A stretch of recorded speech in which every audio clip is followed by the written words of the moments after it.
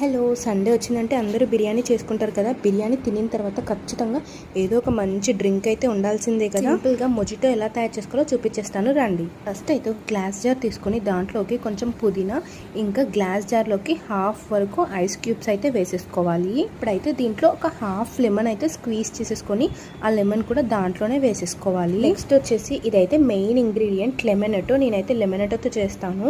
కొంతమంది ఏంటంటే స్ప్రైట్తో కానీ సోడాతో కానీ చేసుకుంటారు, కానీ కొంచెం డిఫరెంట్ ఉంటుంది. ఈ లెమనటోతో చేసుకుంటే ఏంటంటే మనం రెస్టారెంట్లో మొజిటోస్ తాగుతాం కదా, సేమ్ అలాగే ఉంటుంది.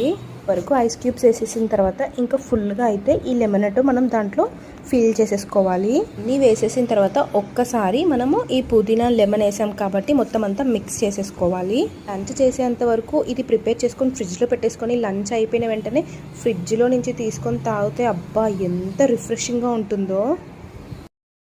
హాట్ సమ్మర్లో కూల్గా మొజిటో చాలా బాగుంటుంది. మీరు ఖచ్చితంగా ట్రై చేసి ఎలా వచ్చిందో కింద కామెంట్ చేయడం మాత్రం మర్చిపోకండి.